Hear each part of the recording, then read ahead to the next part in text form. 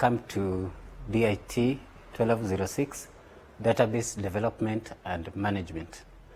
This is all about databases, and we shall learn the introduction part of databases and a few concepts about database systems. During this class, we shall look at introduction to databases, DBMS components, examples, an example of a database, a university database in a conceptual view, characteristics of the database approach to systems, and database users plus the advantages of users, advantages of using database approach compared to the file-based system.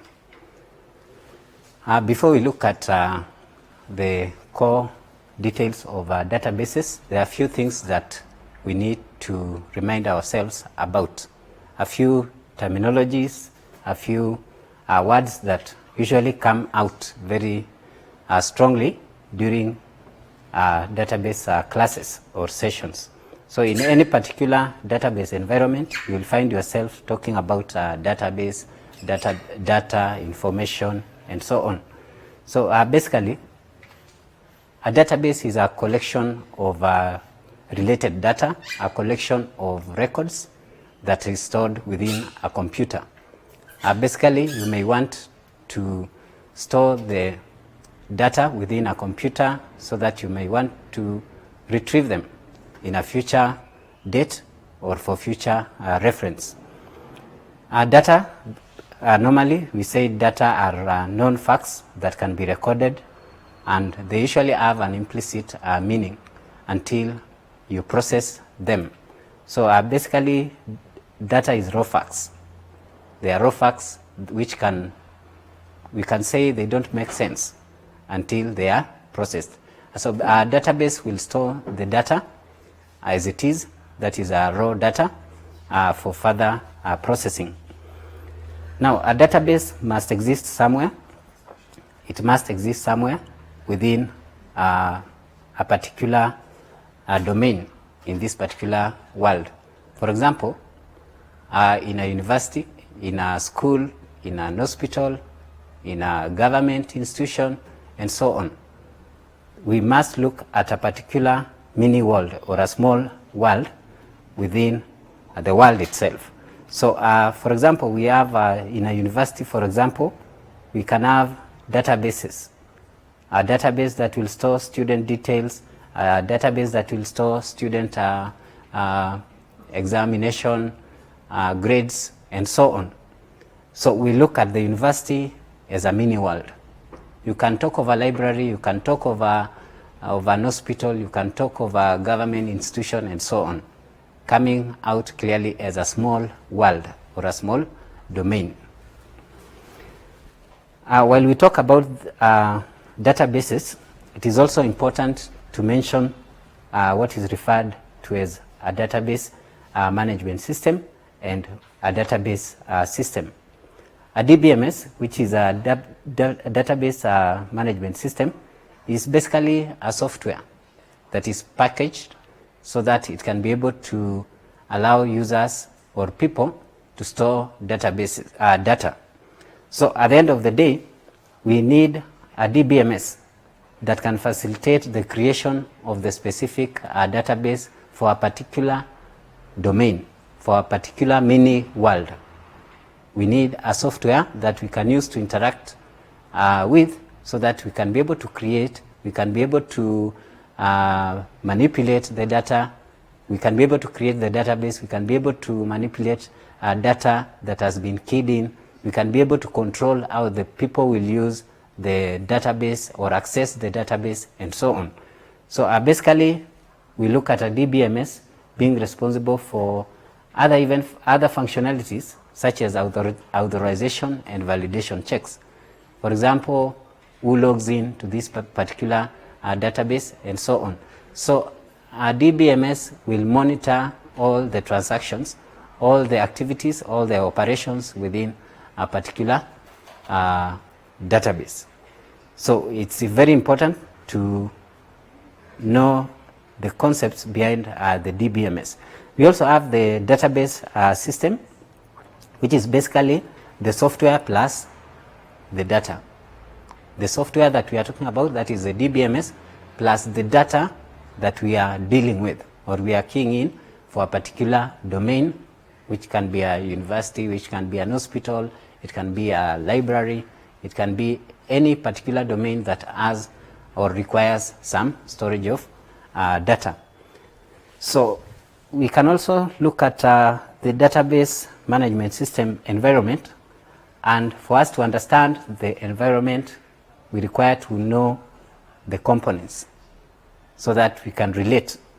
In a DBMS environment, we have the following components, which is our hardware, software, we have data, very important, and procedures, plus the people. Basically, when we talk of hardware, we are talking about the physical machine, the physical parts of the computer. We are talking about the machine itself and all the components attached to it, the hard disk, the keyboard, the mice, the screen or the monitor, and so on, printers available, and so on. We also have the software. In this case, we have mentioned the DBMS, and we might even have other integrated software within our hardware or within the computer itself, so that we can be able to access the data that we are using or that we are storing. We also have data which are raw facts, simple raw facts that users will be keying in at the main point of a transaction. It could be a point of sale, it could be at a reception, and so on. Basically, this data gives us a bridge between the people and the hardware and software. Basically, the bridge between the computer and the human beings. We also have procedures, which are rules and regulations which must be followed. For us to perform a particular task within the database, there must be some rules. For us to access a database, there must be a rule. For example, you should be authorized to access a database before you start working on the data that is stored on the database. So there are procedures. We need to log in, you provide your username, you provide your password, and so on. There are procedures of retrieving data. If it is a query, you can get a query or you can run a query that extracts a particular set of data. So there are rules that extract that specific set of data. And we have the people also. The people, of course, are human beings who play a very important role in running or in controlling how these machines work, in configuring the software, and so on, keying in the data, designing the database, and so on. So human beings play a role that is very critical in a DBMS environment. We also have, I think we have explained this basically. We also have these components, we have mentioned them, that is the hardware, the software, the data. Basically, what we have on the database, or what has been keyed in on a database schema, which is basically on a structure of a database. We have the software in general, the operating systems, and so on, the hardware, the physical parts. Procedures, we have mentioned the instructions that should be applied when working with the database. Very simple instructions and rules that should be applied when designing or actually making use of that particular database. If it is retrieving of data, then we need to ask ourselves which data is being retrieved. It is based on the procedures that are followed, basically the rules. We also have the people, and when we talk of these people, we have the actors and actors on the scene and those who work behind. We shall be talking about that as we proceed. Before we look at those particular sets of database users, it's important we mention the historical development of the database technology. Earlier, there was a need for a database. Yes, there is always a need for a database, and the need comes in especially when you have large amounts of information or data that you need to store about a particular mini world. If it is a school, if it is a hospital, if it is a company or an organization, you probably require a database. Instead of using files or cabinets to store information, there are advantages, of course, when it comes to database technology or computerized databases compared to having data stored in a file. When you store data in a files will always grow every day. The more the data comes in, the more the file grows. At the end of the day, you might have files filling up the entire room, the entire building, and so on. But when we have database technologies, basically you just need a small device that has enough storage capacity that can be able to handle large amounts, very large amounts of information or data that could have been stored in a very large room physically. So the early database applications, there are two models, hierarchical and the network models. This is based on their structure. Basically, when you look at a network usually has nodes. So you can have a node 1, node 2, node 3, and so on, so that these particular nodes can be able to store information. We also have an hierarchical network or an hierarchical model that takes the form of a tree that is from top and going downwards.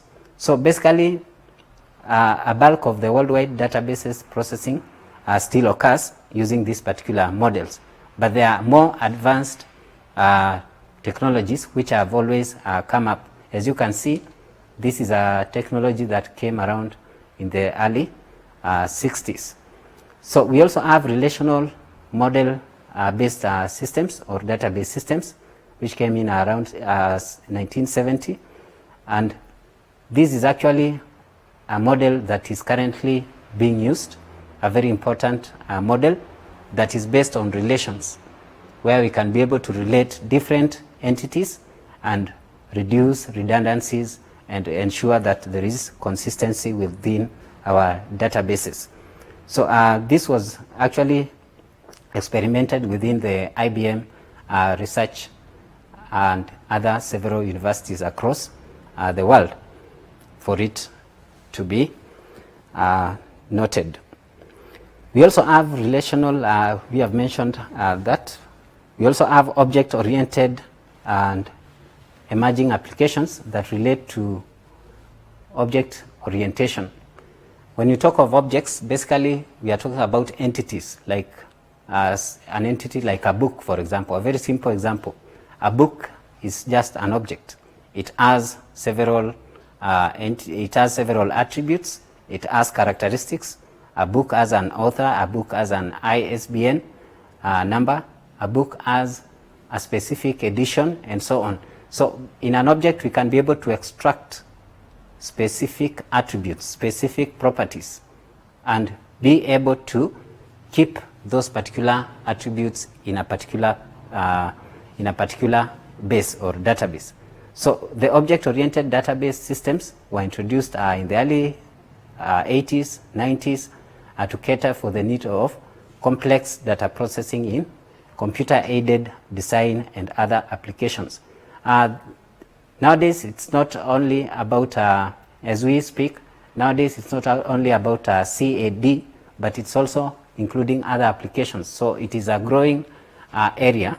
It is a growing area of database technology. As we have said, the relational DBMSs are still in use today. Now we also have the implementation of a database management system that relates to object-oriented and relational databases, and that's why we have the object relational DBMSs, which is growing also, or an emerging area. We also have extended relational systems which add further capabilities to our databases. For example, it can be able to handle multimedia data or store multimedia data based on videos, based on images, and so on, and other features of multimedia content.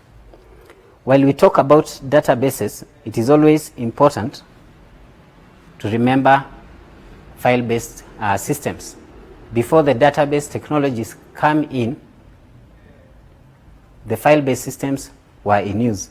And of course, these file-based systems, just like a manual file, you will have a file meant for a specific entity, and that particular file will always store data or information for that specific entity only.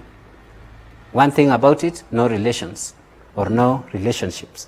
So file-based systems basically are a collection of application programs that perform services for the end users. And we know, or we can say that each program defines and manages its own data. And that's why we are seeing each program will have a file that has some data. And each file will have the data for a specific entity alone. So these file-based systems were important, but there were so many disadvantages about them. And that's why actually the DBMS or database management systems kept growing, so that we can have the relational models, we can have the object-oriented models, and so on. When we look at file-based processing, it's very simple. If you look at a department, for example, you can have a department keeping a file for that department. It can have a sales department, we can have the contacts file somewhere, we can have a sales file from the sales department, and so on. For the customer care, we can talk of contracts and so on.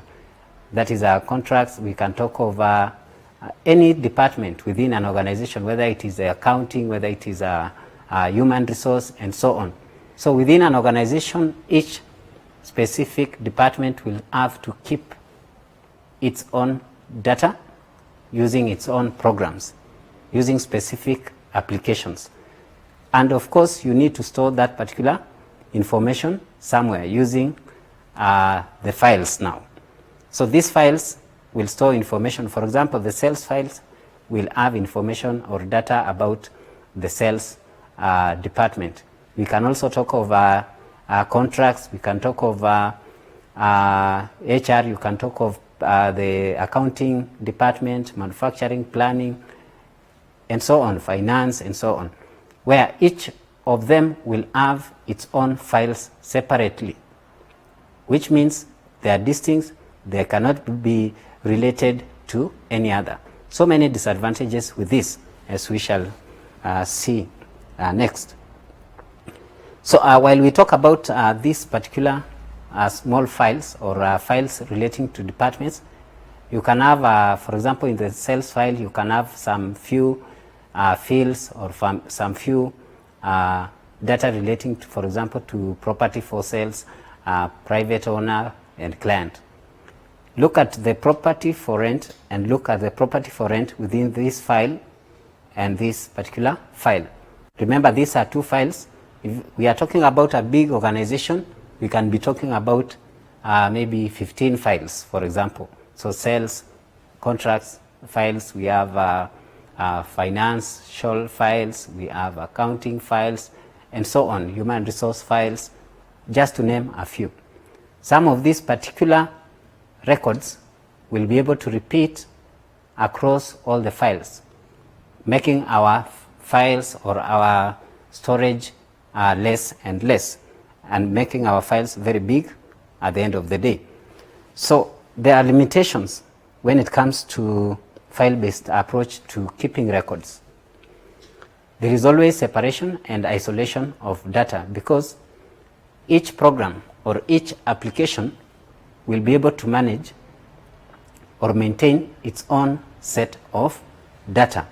And users of one program may be unaware of potentially useful data that is being held by another file. That is very critical. It doesn't make sense to have important data in another file that can make a lot of, that can help a particular department, for example, to make decisions. So there is always separation and isolation of data, where It's like we have a boundary. We cannot access the data that is in another file.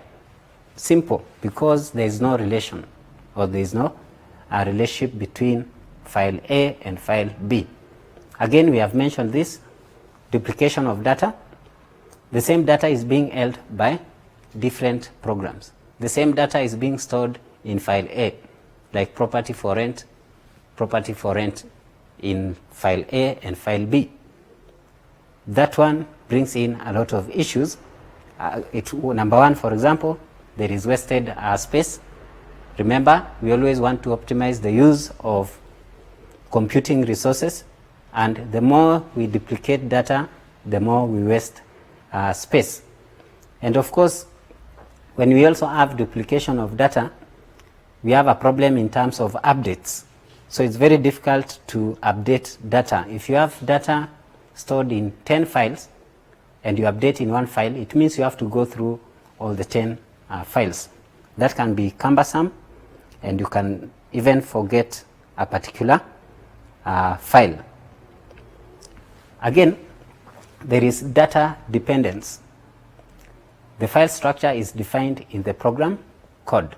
This is a disadvantage, because if we change the program or the file structure, it means we might even change the way we might start adding new data to our file.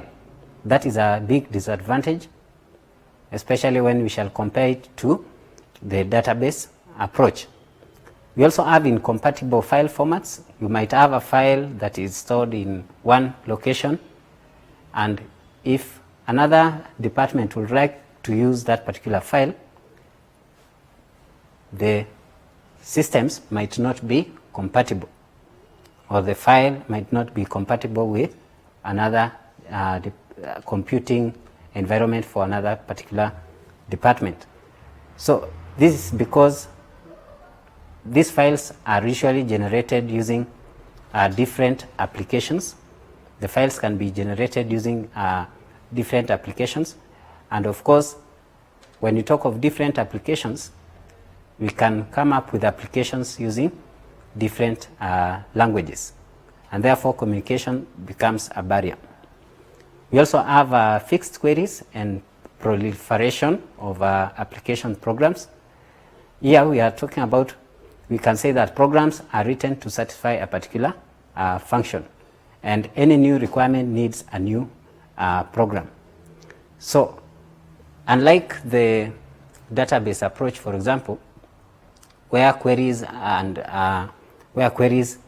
not fixed, because you can always run a query from any particular platform and satisfy the needs of a particular requirement. For this particular case, you have to write a particular instruction to fit only a specific function or requirement for that particular file. The same, you cannot use the same instruction in another file or to meet another requirement. If you want to write another query, it means you have to rewrite the entire program for that new environment.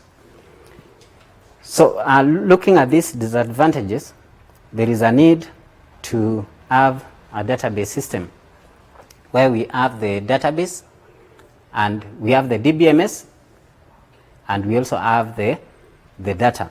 So when we talk of the database systems approach, basically we are looking at an approach that uses the database management system. As we have said earlier, this one came around in around 60s or 1960s, basically to overcome the challenges that were being faced while using the file-based approach. While we talk about databases, it's important for us to look at, or to just to mention examples of database applications. Every day we interact with systems. Every day we interact with systems. While you interact with a system, always remember that there is a database running in the background. There is always a database running in the background. If you are in the supermarket, for example, there is a database that keeps records of the products, their prices, and so on.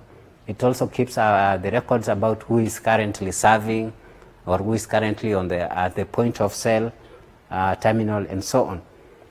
Purchases using mobile phones, for example. So mobile phone transactions, also there is a database running at the background. So basically that's an example. Booking for an holiday, you want to travel somewhere, you can always book online, and so on.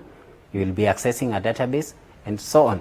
Studying at a university, you register units, you check your results online, and so on.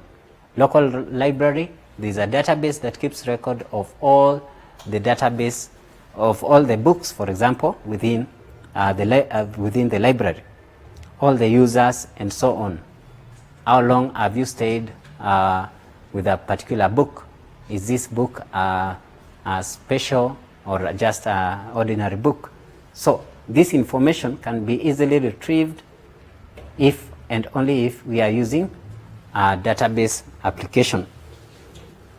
This is just a simplified database environment to prepare us to look at what we call the database architecture. While we use a database, we end up being called users. We can also be what we call database designers, database programmers, and so on. So basically we use some applications. We interact using some applications on the front end. In between or just after your application, there is a DBMS software which we might not actually feel it as users.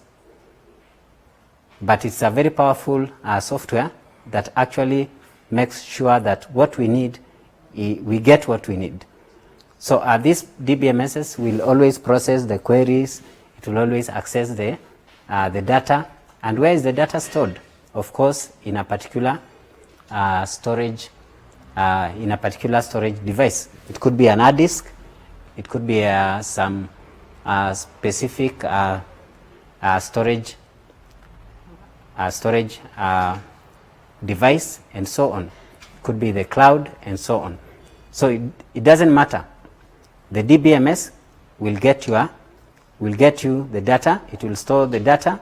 It will retrieve the data for you while you interact with some application. This gives us an idea or a platform to discuss what is called the DBMS architecture.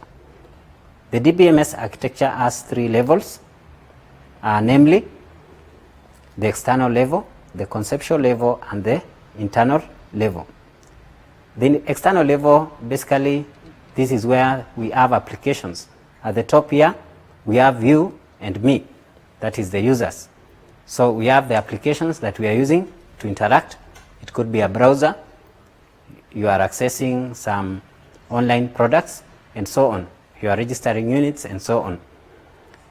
We also have a DBMS, which we have said it will give you or retrieve data or process your instructions. And basically, we have the database. We have the database which keeps all the records.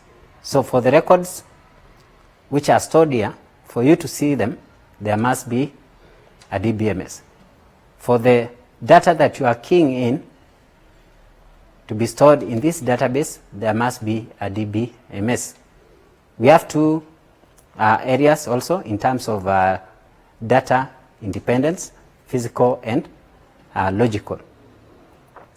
Remember, we said in file-based that we talk about data dependence.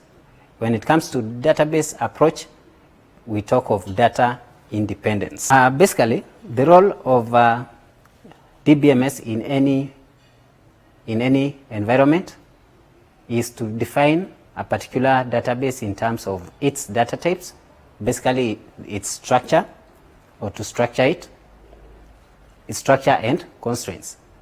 For example, if I am creating a database for a particular environment for a school, for example, I need to define the kind of data types the data will use.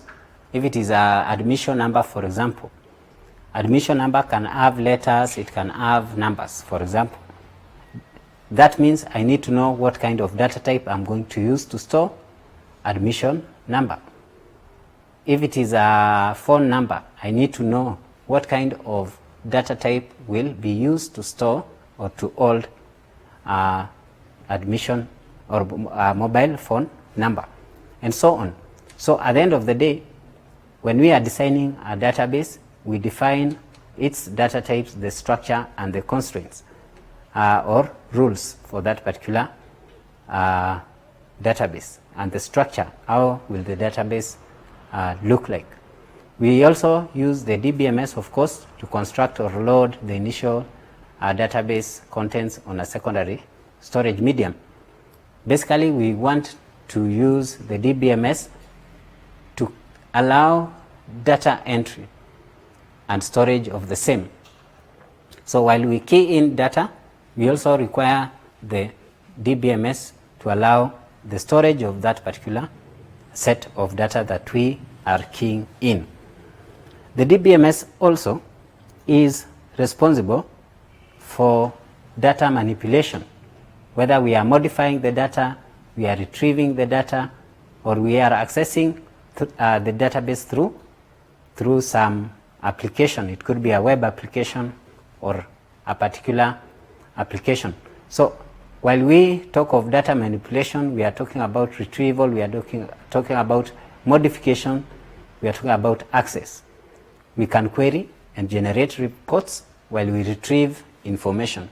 You can check, for example, your credit. For example, if you're in your mobile phone, it means you are retrieving some information that is stored somewhere. Basically, you are querying a database. You can modify. You can modify your name, your password, and so on.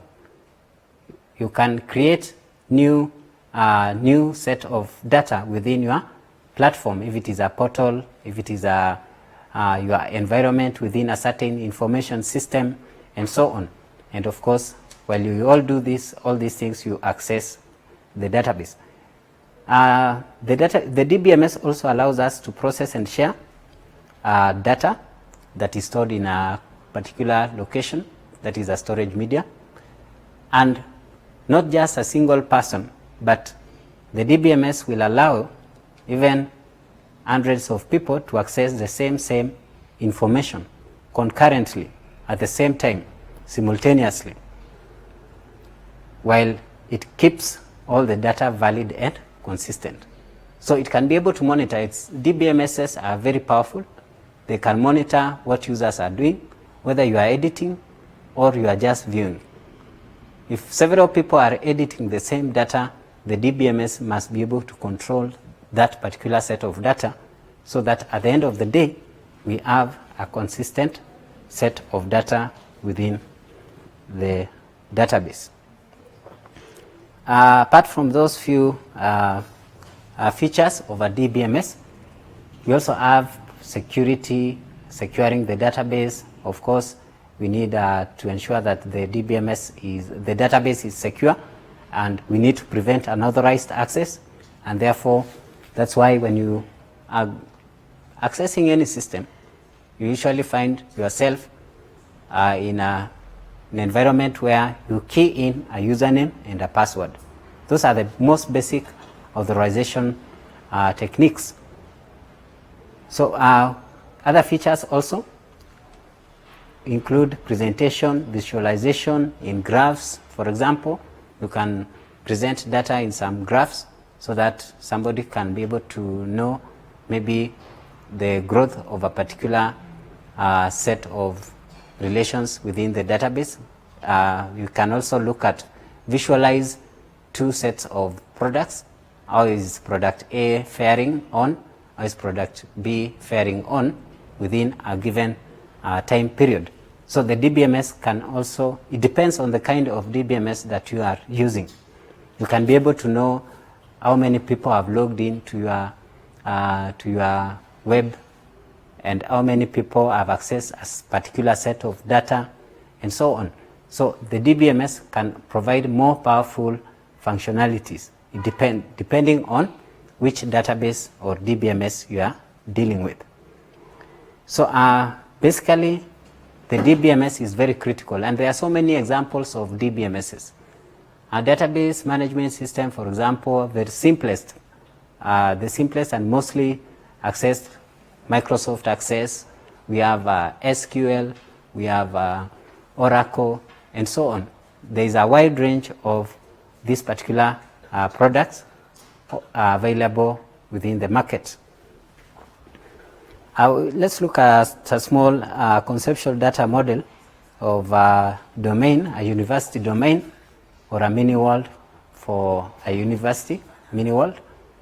Within a university, we might need to store data. Yes, it is relevant to store data.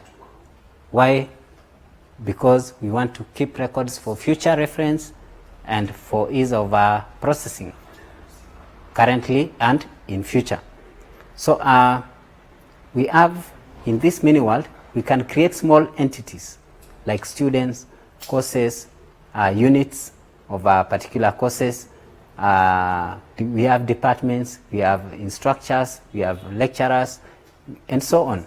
We can create small entities within this particular domain. If you think of an hospital, think of a particular domain where you visit and start interacting with people where there is a structure. If it is an hospital, for example, you start to think of doctors, nurses, medicine, patients, and so on, departments, and so on. Within this particular university mini world, we can talk of relations. We can talk of relations. This is just an example, a conceptual data model. It's not very specific, but we know that units are for specific courses, so that creates a relation. And that's why we talk of relations actually beating file-based systems.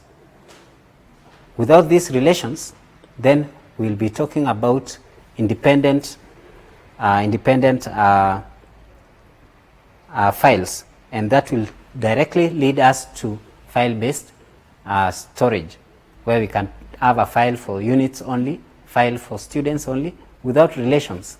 But the moment we start talking about database approach, it means we are bringing in a new element, and that is the concept of relations. So units are for specific courses. We know that a unit is actually on its own, and we know that a course is on its own. But the moment we talk about database approaches, we can bring in a relation. And when you are going to design a database, you can be able to create these relations. We can have the course unit code, for example, for this unit, and this course, the courses, we can have so many courses within a university or within a learning institution, so many courses, each course having its own units. And of course, we know that students have to take the units. So we can see clearly that we are now creating some form of relations. Students are taking units that are of specific courses. It's very simple to design this when it comes to databases. Very simple, because there are tools to do that particular task. There are tools to create the relations themselves. So it's just a conceptual view. We need to understand how things actually work out within the database. We know that courses have prerequisite courses. You might, for you to do a particular course, you might be asked, have you done this before? So probably, if it is a yes, then you can take that course. Then we have instructors or lecturers teaching units. We have courses being offered by departments. We have students belonging to specific departments. We can see the whole mini world is now related. one entity is related to another. So these particular entities are expressed in a conceptual data model, such as, you can easily draw this using what we call ERD, that is an entity relationship diagram, because of an entity relation or entity relationship. So very simple. In every particular domain or mini world, you can be able to relate different entities. And once you relate them, you can be able to actually start the design process of a database. Characteristics of a database approach, we have talked about disadvantages or limitations of the file-based approach. Now, when it comes to database approach, the advantages actually are very many. The advantages, that makes it a very powerful technology to use compared to file-based approach. So basically, a DBMS will let you store everything about the data. For example, it can allow you to store even data about the data itself. It can allow you to store data about data. That is the data that is describing the data. For example, you can have in a database, you can have a section for a student name. Then you can have a section that describes the field student name or first name. So we can have admission number, you can have mobile number, you can have a date of birth. Then we can have a column for describing those particular fields. Date of birth of a student, that is a description, that is metadata.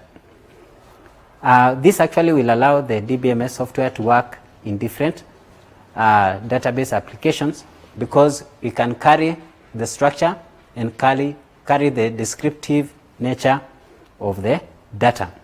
So a DBMS catalog will store the description of particular databases, which include the data types, the rules, the structure of the database, and so on. Very, very important.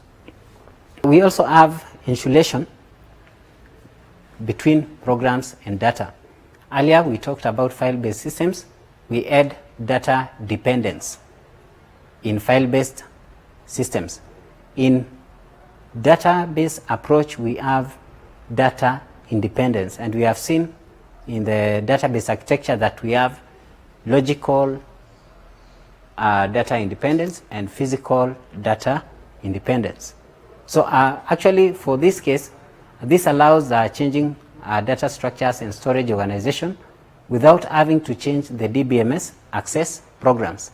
Earlier we said with the file-based systems, if you have to change something, then you might have to change the entire environment. You might have to change the entire environment. So in our case here, if you are just changing a particular application, you don't have to change the data structure.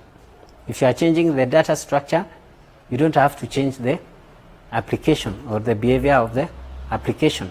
That is called program and data independence.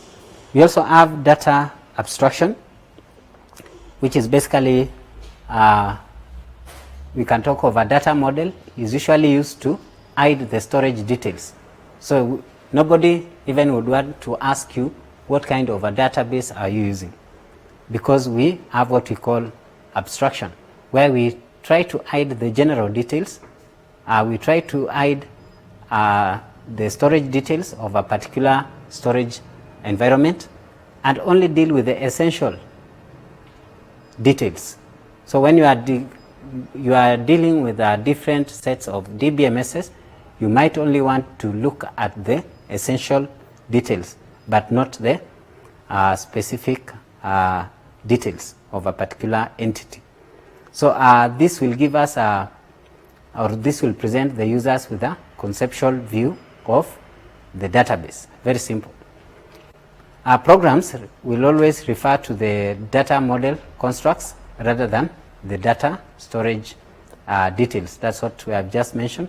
So you just look at the structure because you are focusing on the essential details rather than how the storage device will work. We also have support for multiple views of the data. Unlike file-based systems where we look at the entire view singly or in one view, when we are using the database approach, we can break down the view of the data such that we can have even different levels. We can have, for example, we have the administrator and the user. The administrator can view everything, while the basic user can just view a specific section of the data that is related to that specific user. If you are in a database for a university, for example, if you are a student, you can only view your student details, you view the units, you register the units, but there are things that you cannot view that relate to the other departments, like you cannot change financial details and so on, because those who change financial details belong to another view, that is the finance department, for example, while updating your fee payments and so on. If you are talking about the HODs can be able to view all your recorded units or registered units, and in such a case can make some alterations, for example. But some views for users or for a student, you might not do any particular change.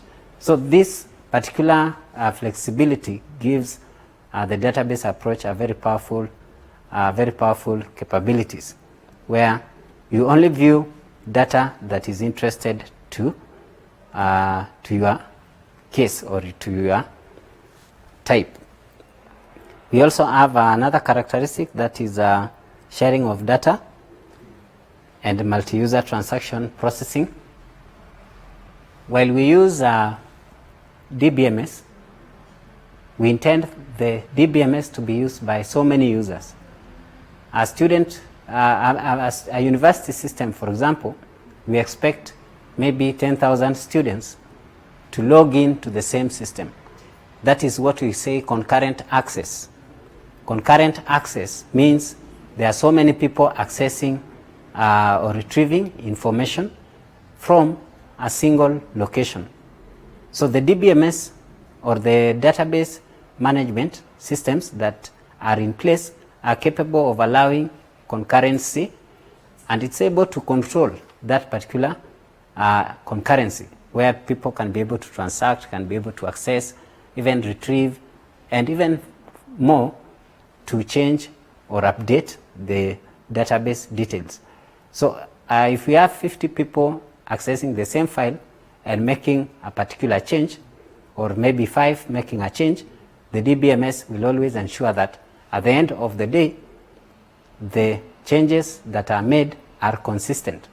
So it can be able to provide some mechanisms for locking. For example, it can lock access or lock editing and so on until a particular set of processes have been completed by another user, then release that particular process and execute it. So there are several things that we need to refer when we are talking about concurrency. We also look at recovery, where a recovery subsystem ensures that each completed transaction has its effects permanently recorded in the database. This ensures that we have data forever. We have data for future reference, and we can always say forever, because you can have data stored for a very, very, very long time. These are just but a few of the characteristics of the database approach. There are so many others in terms of, for example, redundancy, consistency, and so on, security, and so on. There are so many advantages that relate to the characteristics that go together with this database approach. We had mentioned earlier about the database users, or the people within a database environment, and we said that there are those people who are actors on the scene, and we also have workers behind the scene. When we talk of, these are just two categories, but remember we shall still break them down specifically so that we can have different sets of users. When you talk of the actors on the scene, we are looking at those people who actually use and control the database content, those who design and develop and maintain the database applications. The people who use and control the database content, they design, they develop and maintain the database applications. Those are actors on the scene within the environment. Now, we also have those people who design and develop the DBMS software and related tools. These are people who we refer to as workers behind the scene. So most of the time, we'll find ourselves on the scene where we create the database, where we put in content, we maintain the database, we update the database, we do a lot of things within the database. And this database is stored or is held within a DBMS, which is actually updated frequently by workers behind the scene. Going back to the actors on the scene, which is our main area of concern, we have the database administrators, we have the database designers. These are two different people. We have the database administrator who actually monitors and coordinates all the activities that other users will be doing within a particular database environment. For example, who accesses what? You can set, for example, the database administrator can set the rights for a particular file or for a particular record. You can say some people can modify the record, some people can only read, and so on. We also have the database designers. These are actually the people who define the content, the structure. So these are the people who will tell you, we will have 5 columns in this table.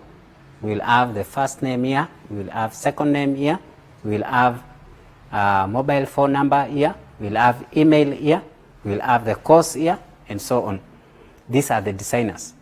The administrator will come in later, or will come in when the structure is already ready, it's ready for use, it is running, and so on. So the database designers, again, each one of these plays a very important role. But as a database designer, for this session, we shall be mostly within this area, that is the design of a database. So it's very important to take note of the two, administration and design. We also have actors on the scene. The actors on the scene continued, that is, we have had database administration, we have had database designers, and we also have the end users. Basically, the end users will key in data. Some of them will query the database that is already there. Some of them will generate reports, and so on. While you key in data, basically you are updating the database content, and so on. We have several categories of end users. We have the casual, we have the naive or parametric, and we also have standalone and sophisticated end users. For casual, these are actually a group of end users who access the database occasionally, not every day. They only access the database when there is a need to access that particular database. So it's not an everyday task. We also have parametric end users. We can say that they make up a large section of the end users. They use previously well-defined functions in the form of canned transactions against the database. Examples are people who work or who use the database or use an application on the front end of an information system, like the bank tellers, the reservation clerks, and so on. So in a big information system, these are the people who make use of that particular system every day to key in data or update the database content and so on. Create a query, and after creating a query, generate a report and so on. If you want a statement, you can be able to get it in terms of a report. So we also have sophisticated users. So we already have the sophisticated and standalone. Now, when we talk of sophisticated users, we are talking about business analysts, engineers, scientists, and so on. This group of people will actually use tools or specific software packages to work closely with the database. They could be doing some analysis. They could be retrieving data so that they can be able to perform some analysis on a particular topic and so on. So very specific group of people. Most of these people will not work with the database every day like the bank tellers. And we have the standalone group. These people will always maintain the personal databases or using ready to use packaged applications. Look at a person, you might have an internal database of your own, for example, an address book and so on. You can create your own database and manage it on your own using your mobile phone, using your computer, and so on, based on your events within your calendar or your schedule. So most of these people will maintain their own databases, standalone databases within their own devices. Based on the database approach, we have mentioned some of these particular, based on database approach, we have mentioned characteristics of a database approach, and they directly relate to the advantages, or what the characteristics will bring you the advantages or the benefits. So we can control redundancy, for example, in our data storage. Remember, in a file-based system, we can replicate or we can repeat some data in several files. In this case, we can have or we can control redundancy. For example, when you are controlling redundancy in a data storage and in development and maintenance efforts, basically we want to ensure that if you are running a system in a certain point, we can ensure that that particular system is running in another location. So in that particular case, we can ensure that we can have multiple people sharing the same database.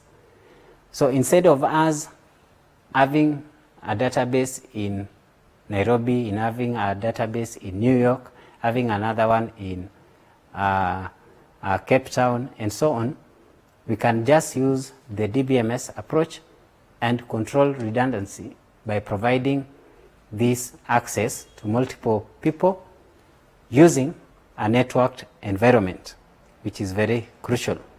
We can provide a network, a particular type of network, which can be implemented so that people across can be able to share the same database.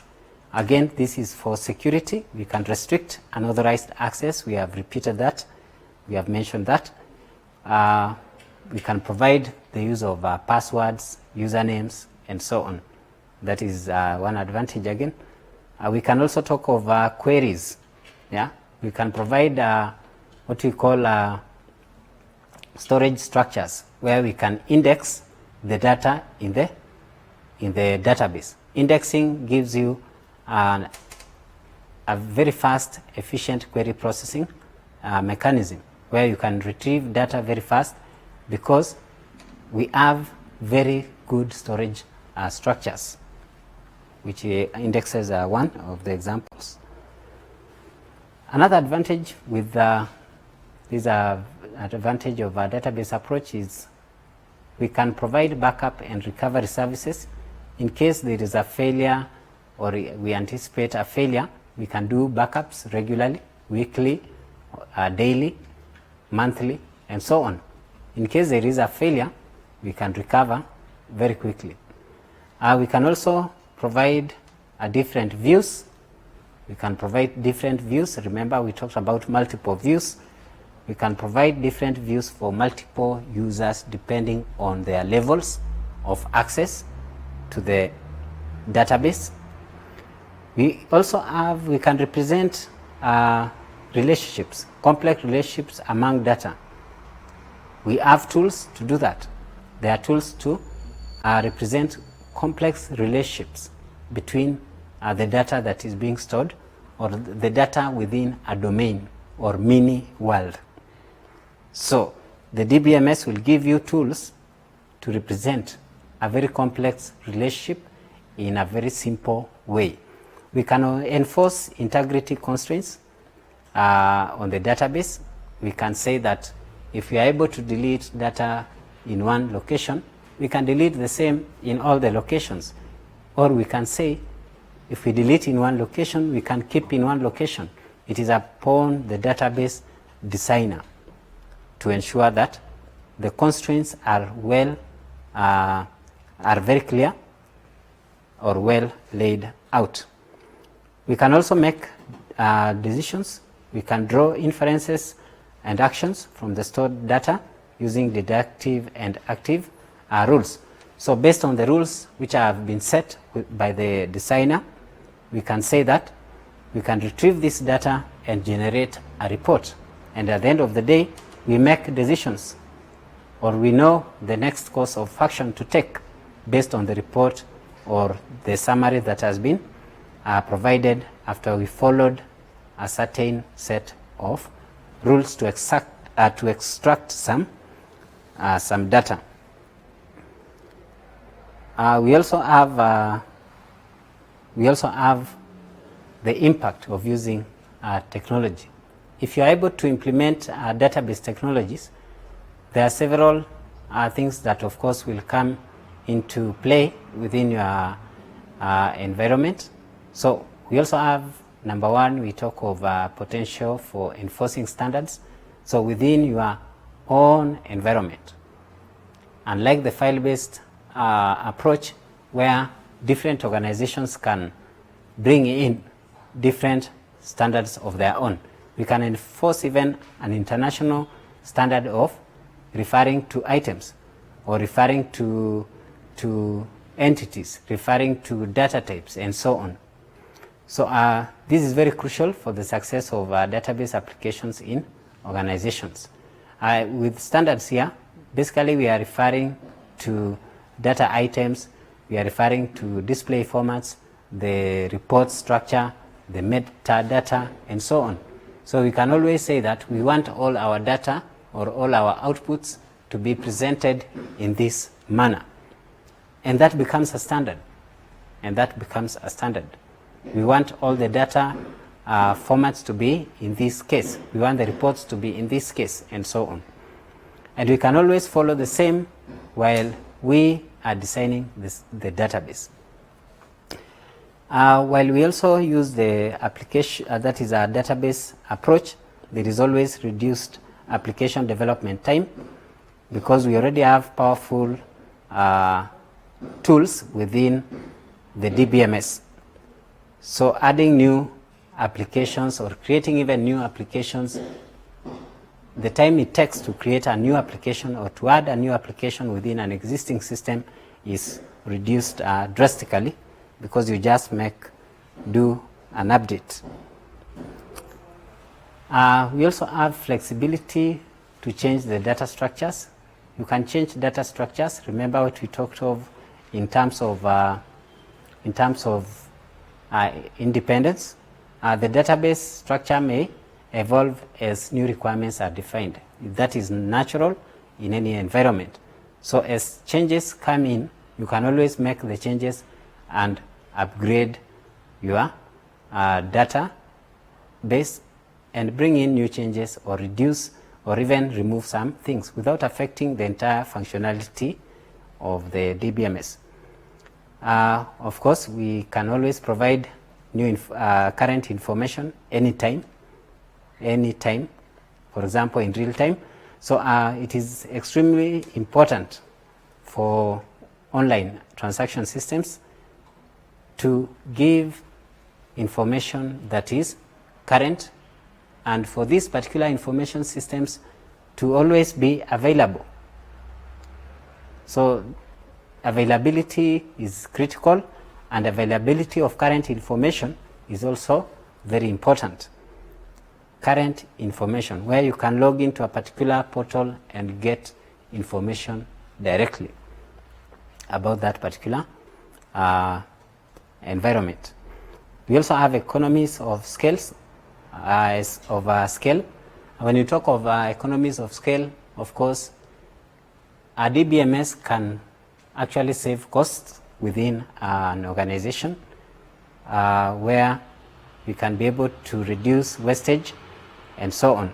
The cost of keeping records in different locations, of employing different people to look after the data and so on can be avoided, because we can have a consolidated environment. We can have a single environment where all the data is kept in a single environment. That is basically the DBMS itself. So there are so many roles, or there are so many things that actually come with the implementation of a database approach compared to file-based approach, or even the traditional way of just keeping records in a room. So the DBMS approach is actually proving to be strong, and the future looks extremely bright for database approach, because there are technologies which are coming up so that this particular area can be researched, and new features or new technologies can be implemented. Think of the cloud, think of clusters within virtual environment and so on. So there are so many emerging trends within this particular area, and that gives us an assignment or some homework for us to think or to work on as we think about the top trends or in database management technologies. So basically, you just need to look at the emerging trends of databases or database technologies, so that we can be able to understand in the next 10 years, in the next 2 years, in the next 5 years, what kind of technologies might be around within our working environment or within our learning environment. There are so many of them, so you can pick a few, at least 6. So that takes it or wraps it up for this week. Let's meet in our next lesson. These televised lectures supplement our robust online learning going on our MKU online platform. You can view more on our televised lectures via our online platform. We are in a digital era, and Mount Kenya University knows this. The following are the steps to follow so as to complete your online application. Download the application form from the website www.mku.ac.ke. Attach copies of your academic certificates and ID. Pay the application fees via M-Pesa pay bill number 270988. Your ID is the account number. 2,000 shillings is the charge for a postgraduate. You can also deposit in the bank accounts provided on the website. Then email all the above to apply@mku.ac.ke.